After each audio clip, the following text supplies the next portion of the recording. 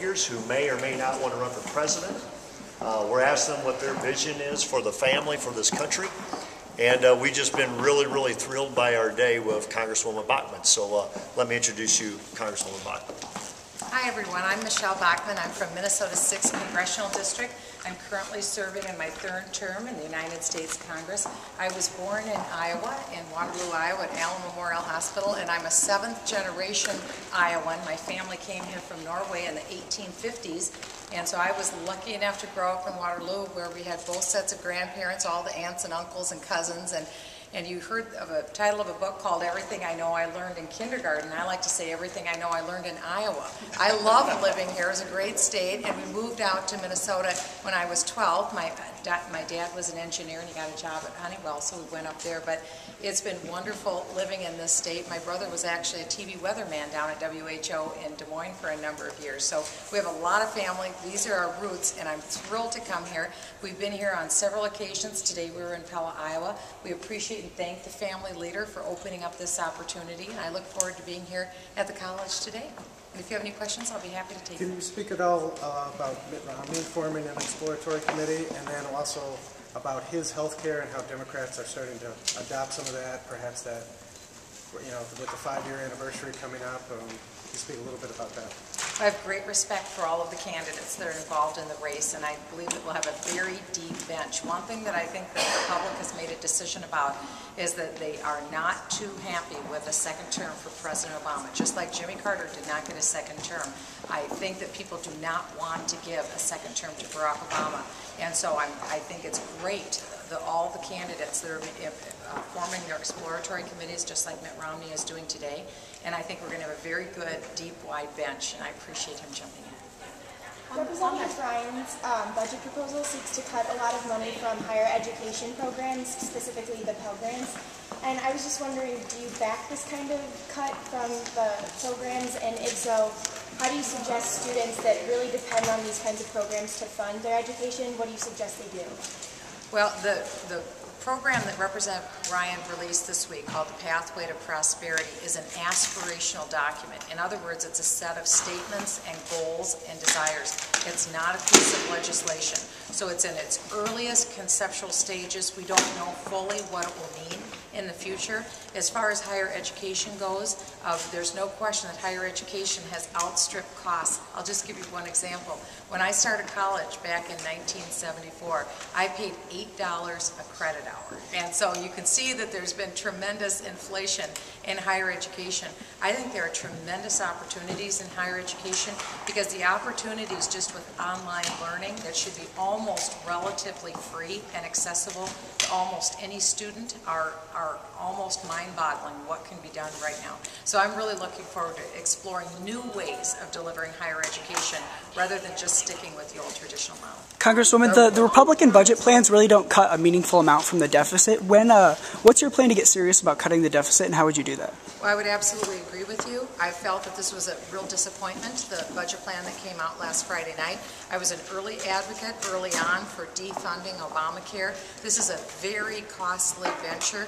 We know that $105,464 million was tucked in the Obamacare bill, and yet that information wasn't divulged to members of the House or members of the Senate during the course of the debate, much less to the American public. That's why I believe, at minimum, President Obama had to give back those post-dated checks. We're looking at a minimum of $23 billion that's already gone out the door. In fact, I think it'll be far higher than that. I think we could have started there, and I think what we needed to do is look at all aspects of the budget, including even defense, and take a look where we have waste. Certainly, there's a minimum of $61 billion in waste. We didn't even get to that level. So this was a real disappointment for me. I think it isn't just the numbers. I think it's also the programs. Had we been able to defund Obamacare, for instance, that would have changed the arc of history. No other issue has garnered more widespread public agreement on getting rid of the Obamacare program. For about 54 weeks now on the Rasmussen polling, no less than a majority of Americans have wanted us to get rid of this very unpopular program. In part, that's because President Obama had promised that every household would see a $2,500 cut in their premiums for health care. Instead, we've seen 20% 40% hikes and increases in premiums. It's going to cost far more than anyone ever thought, and we'll all be getting less. So what a deal. Pay more, get less. That's why we've got to get rid of Obamacare. Congresswoman, do you think that Mitt Romney's health care plan was a good idea in Massachusetts?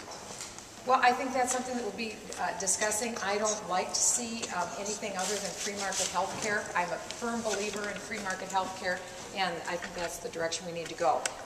I think what we need to do is open up every state boundary so that people can purchase any health insurance policy they want anywhere in the United States with no minimum mandates. From there, I'd like to see people have fully funded, with their own money, taxpayer-funded health savings accounts so that they can purchase their premiums, their co-pays, their deductibles, their pharmaceuticals, their medical devices, purchase all of that with their own tax-free money out of their own account. That'll bring the cost down for everyone.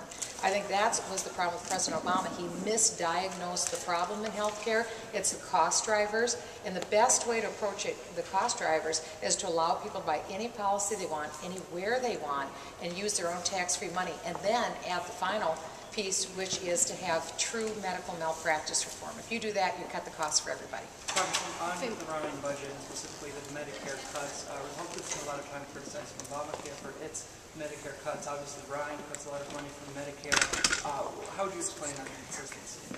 Actually, that isn't true. That's an inaccurate statement. Under the Ryan plan, anyone who's 55 years of age or older sees no change whatsoever in their Medicare or in Medicaid.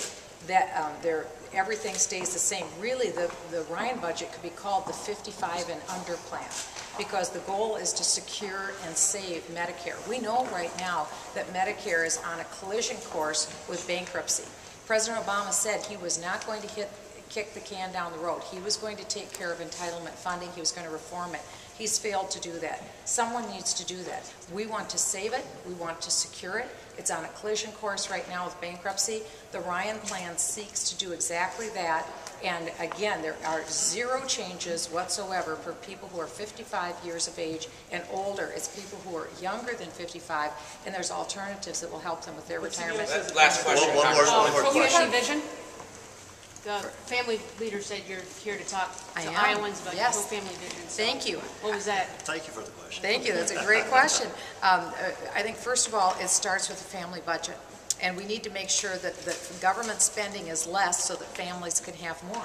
Because the higher the government rate of spending, the higher taxes will need to be, and that means that families will get to keep less. One statistic that I'll give you, I'm a former federal tax litigation attorney and a business owner. In 1950, the overall average tax burden for a family was 5%. Today it's about 50%. If you look at all areas where you have taxation, that's a tremendous difference in the amount of family income that goes to taxation. We need to start there. We also need to support and create a culture where marriage is valued, and also where life is valued and where families are supported.